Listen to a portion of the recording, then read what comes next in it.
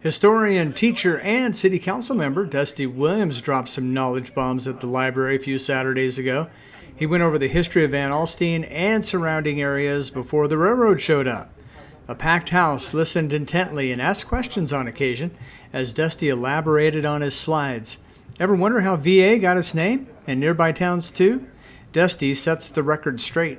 Research shows, starting with Van Alstyne, it was actually named for Maria Van Alstyne, who was a wealthy stockholder at the time. And it's said that Van Alstyne is the only incorporated town in Grayson County named after a woman. Incorporated. It was sold, the land was sold by this boy, William L. McKinney. He was an orphan in 1873. And he sold land with a $20 gold coin per acre to the railroad. That's where they come through and establish Van Alstyne. One big challenge, as you can imagine, for early settlers was dealing with the Native Americans, who were often hostile. We're in a very unique position where we're at because we're right on the line of two different cultures. We've got the Gulf Coastal and we've got the North Central Plains. The Plains Native Americans are the ones that you see in old westerns, scalping people, living in teepees, chasing buffalo. The coastal area, they're more you're not nomadic, which means they don't travel around. They're farmers. They stay put. So we're kind of got a fine line. We have a little bit of both in Grayson, Collins, this area. Another important aspect to our history, the influence of explorers to this area, including the Spanish and the French. Over here's the dates of who was here and when. The Spanish were first, and then the French came after. The Spanish really never came up this far, though.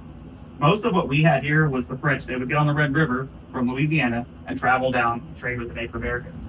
Once the Republic of Texas formed, it was quite larger than our current borders. Dusty explains what happened.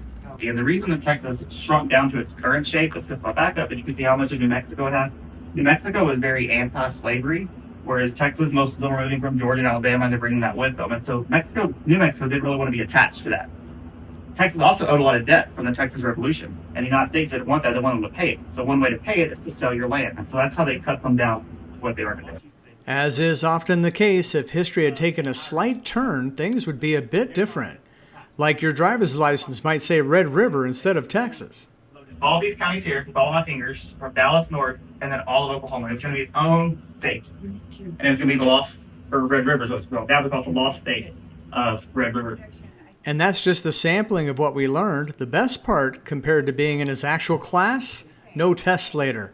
After the presentation, some of us went over to the Historical Museum for a quick tour and some music, kicking it really old school.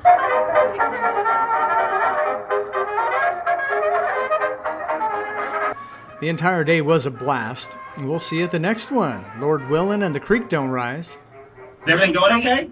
They said Lord Willin and the Creek Indians don't rise up against us. Yeah, that.